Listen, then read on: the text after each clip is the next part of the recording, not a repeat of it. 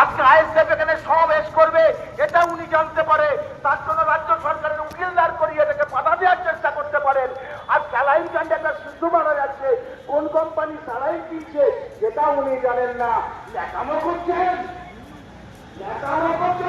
মানুষ ধরে ফেলেছে। ছাত্র ব্যবস্থা একটা সিন্ডিকেট, শিক্ষা ব্যবস্থায় সিন্ডিকেট, ছাত্র সংস্থায় সিন্ডিকেট, সমস্ত একটা রাজ্যের সিন্ডিকেট পলিটিক্স চলছে। আর সেই সিন্ডিকেট পলিটিক্সকে রুখতে পারে মানুষ, শুধু আইন নয়।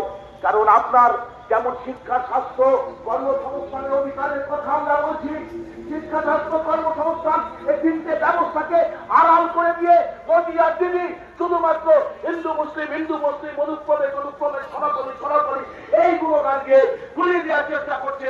শিক্ষা, স্বাস্থ্য, কর্মসংস্থানের অধিকার আদায়ের সংগ্রাম যাতে আজকের এই সভা থেকে শপথ নিতে হবে আপনাদের। যতই কথা আসুক, শিক্ষা, স্বাস্থ্য, কর্মসংস্থানের অধিকারকে আরো জোরদার করে বাড়ি ফিরে গিয়ে অঞ্চলে ফুটে অবহের বিচারের দাবির সাথে সাথে স্বাস্থ্য সিন্ডিকেটকে ভেঙে ফেলার দাবিতে স্বাস্থ্য ব্যবস্থার আমূল সংস্কার যাতে সরকারি ভাবে হয় তার দাবি নিয়ে আপনারা পথে ঘাটে আন্দোলনে অবিচল থাকবেন। কি জানবেন তো? তবে সভা থাকতে হবে।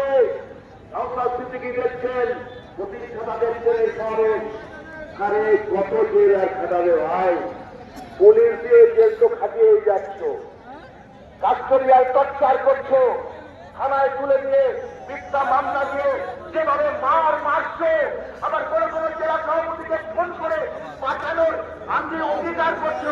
দাদা একটু ব্যাপারটা দেখে দিন, এত সহজ হবে না। তারপরে আমরা ফেলে রাখিনি, বিধাননগর সিবি আমাদেরকে অ্যারেস্ট করে দীর্ঘক্ষণ প্রায় 6 থেকে 7 ঘন্টা আমাদেরকে ডিটেইন করে রেখে দিয়েছিল। তারপরে আমরা ফেলে রাখিনি। আমাদের সাধারণ কোম্পানি